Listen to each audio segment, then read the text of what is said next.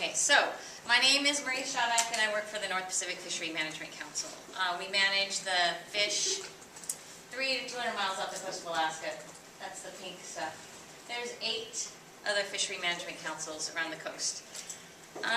We work cooperatively with state managers and NGOs, we call them non-governmental organizations. Recently, well, not recently, generally there's been an increase in calls that I get saying, hey, how do I get on a fishing boat? Hey, where can I fish up there? How do I get one of those jobs? Because they watch Deadliest Catch and, you know, Sarah Palin's reality shows of how cool it is, and it is cool. But I send them to our site, and it's really content heavy. They're not going to get anything out of it, so I send them to the state of Alaska's job site. It's awesome. I mean, I just can transfer everybody there. They have special areas, but like you said, it doesn't really say a lot. So what I propose is additionally a map. I've heard lots of people talk about this in these maps. A map that takes our fisheries that we manage with information on fleets by home port, target species, gear type, the licenses that they have, eligibility that the fishers have for catch share programs, and jobs that are available if there's floating fish processors or processing plants. They could link to the job site too, if there's jobs available. There's our charter fisheries. You guys, if you've ever taken a charter boat, you've most likely gone on one of those.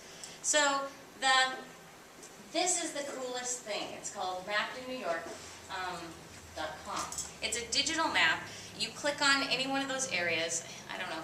You guys can all do it on your laptops. I don't know if I want to go this way, but I'll forget that. But this is a screenshot. You can interact with it. When you click on one of those sites, it'll take you to their job, a description of the company and the organization, and if they're hiring. These are all tech jobs made in New York. Someone said they were, when the Department of Commerce was looking around for made in Alaska. This is such a cool thing.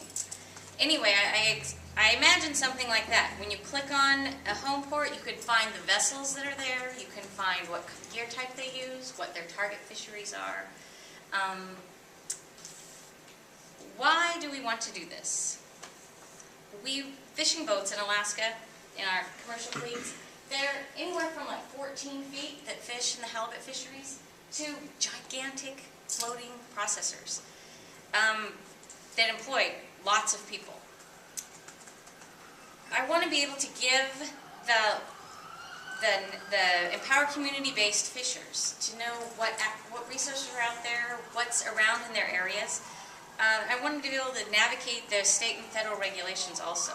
And the users of the resource can more effectively play a role in protecting and managing that resource. Also, I imagine that it could encourage market activities, quality improvement, new product development. You could see where the infrastructure is on the coastal maps of Alaska. And finally, you know, it's just cool to support healthy fisheries and marine ecosystems. So that's what I have. Thank you.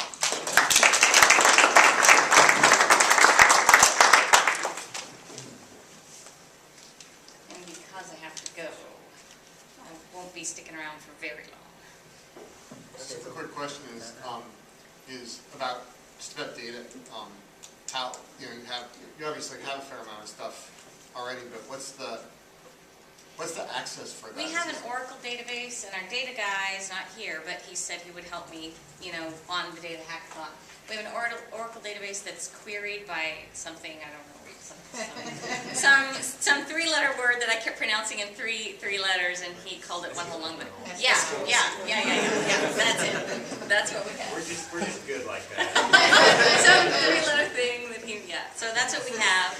And none of it, the only thing fishermen don't like to tell where you fish, where they fish. But, you know, where they're home ported, that's fine. They have licenses that are public. Everybody knows what they're fishing for, what gear they use. You know, that's all online.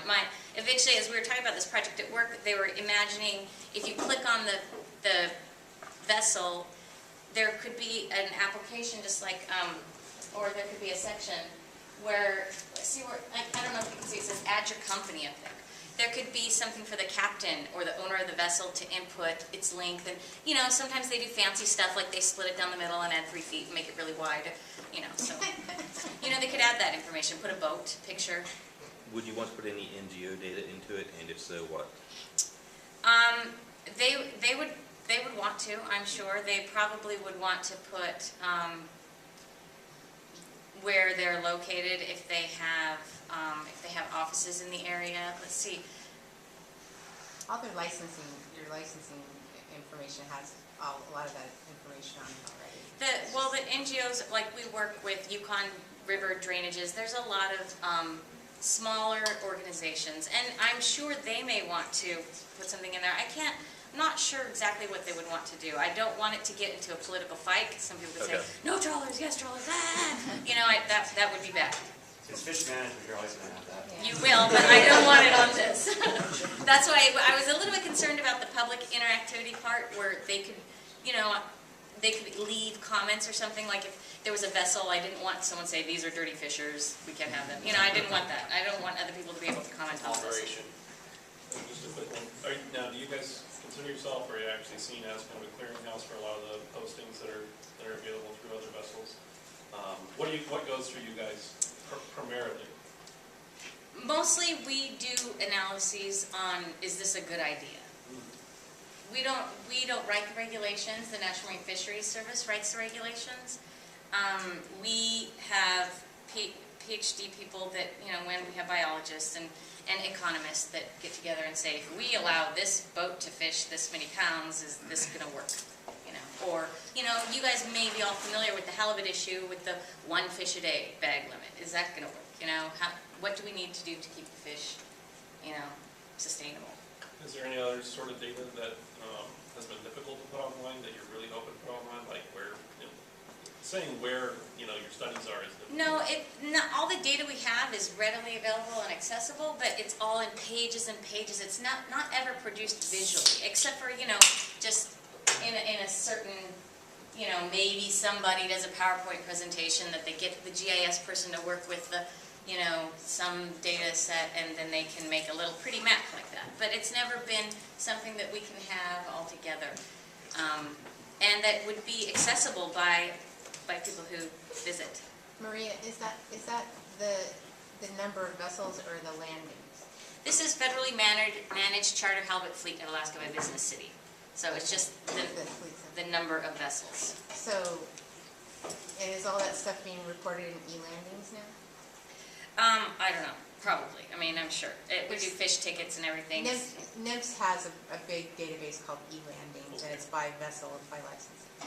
Yeah, it's very, very exciting. I'm very excited about this. Even, you know, even if it could get anything remotely like this, it would be awesome. But I really, really liked that. I was at South by Southwest and they were showing us. Good example since it was designed at a hackathon. Huh? That was. Yeah, it was a hackathon. Yeah, that I was gonna say that, but then I went and looked it up, and I'm like, oh, I don't know, it's by a guy, and I don't know. Yeah, New York has a lot of hackathons, like, and they were explaining this, and I was like, whoa, that is so cool. So yeah, it was really exciting. One behind you. So question behind you.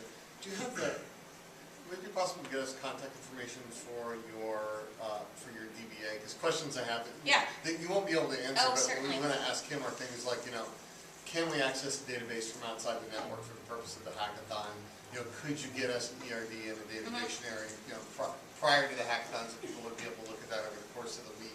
And, you know, those are all questions yeah. you'd be able to, you know. I would not know, but yeah, he could be available, and I could, and yes, over the course of this next week, he can be available. But if you have information you could leave behind, or Sure, of contact course. information for him, or you, if you want us to talk to you first, if you don't want him to suffer fear rush. Why are all these people calling me? And I've got a question too. I mean, it kind of sounds like what you were talking about on the other thing. It sounds like public dissemination of information is kind of important, especially, you know, there's always conversations all the time, and obviously if you present data like that, the public has a hard time digesting it. I would almost imagine taking all your data and giving someone a chance to pick, you know, two different parts for a matrices, and then actually turning that into a visual. In my past life, I was a staffer, and we would have to go to you guys or anybody else and waste your time for some stupid little thing. Oh. And if I just was able to say, well, how many fish are in this, fishery by this size boat? Oh, why do I have that to come would with be you? awesome. That just How- seems like it would save yeah. public time, and it would save you guys time, because I know we Oh, have to do that all yeah, the time. yeah, especially from grad students, we get that all the time, like, how much pollock was caught last year? So, yeah, that would be really great.